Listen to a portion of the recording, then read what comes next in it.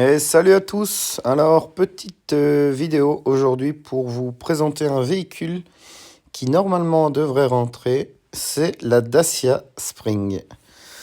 Alors là, on a le nouveau modèle.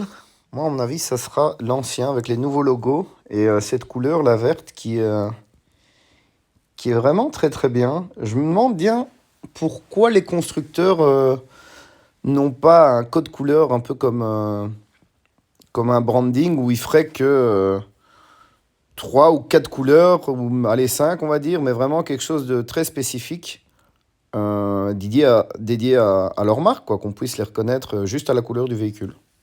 Dites-moi un peu ce que vous pensez de l'idée. Moi, c'est un truc, ça me plairait bien. Mais bon, je vous parle de ce véhicule, donc elle est là, la Dacia Spring.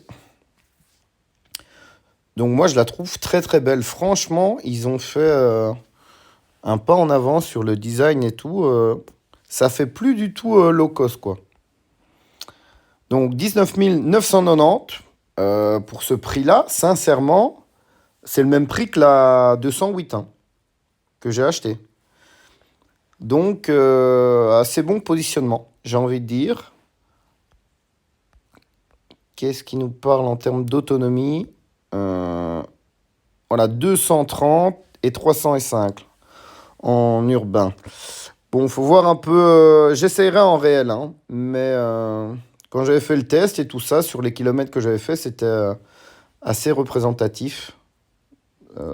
Après, évidemment, si on roule comme un bourrin, ça peut faire changer assez drastiquement les chiffres. Mais moi, dans mon essai, j'étais assez rassuré. Et je me dis 200 km, 230 km. Bah, j'ai rarement fait en Belgique, en tout cas par jour, des trajets aussi longs pour les trucs classiques, on va dire, hein. Donc, et même avec la possibilité de recharger. Enfin bon, cette autonomie, avant, ça me faisait peur. Maintenant, vraiment plus du tout. Plus du tout. Mais mettez-moi en commentaire si vous jugez que non, c'est pas assez, ça va pas bien fonctionner. Je suis à l'écoute. Le coffre aussi, on sait, je crois qu'ils le mettent ici. Il y a 4 vraies places. Bon, pour les adultes, c'est quand même un peu petit, ça fait le boulot.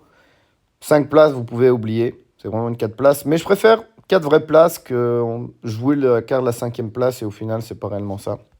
Et alors, le coffre jusqu'à 1100 litres en rabattant les sièges. Moi, je l'avais avec ma première Yaris aussi. Au final, j'ai déjà été plusieurs fois au parc à conteneurs, déménager des trucs assez volumineux.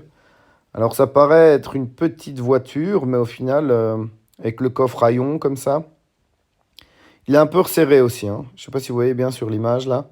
Pour faire rentrer des trucs assez larges, ça va pas être évident, mais il y a de la profondeur et tout, et on sait clairement, genre, l'utiliser comme une sorte de mini break, quoi. Et voilà. Ça, la connectique, bah ça, j'ai pas pris, hein. Ça, je comprends même pas comment ils proposent ça à l'heure des smartphones. N'importe quel smartphone est bien plus intéressant que leur menu là, hein. Désolé, hein, Dacia, mais sincèrement, moi, je crois que ça, c'est une erreur.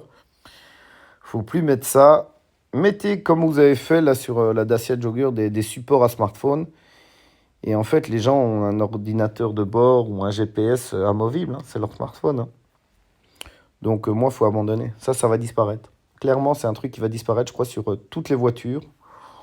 Ou juste un écran, en fait, et utiliser ça comme le MirrorLink, hein, chez Peugeot. Après, je comprends aussi l'idée de... Je crois que c'est Tesla, j'avais vu Tesla qui voulait pas Apple CarPlay. En fait, il fonctionne pas.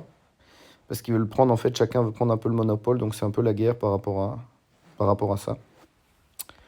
Mais bon, là, c'est que mon avis. Et voilà. Dites-moi ce que vous pensez de cette Dacia Spring qu'on voit ici, si ça vous intéresse. Et je vous dis à bientôt. Elle devrait arriver prochainement. Ciao, ciao.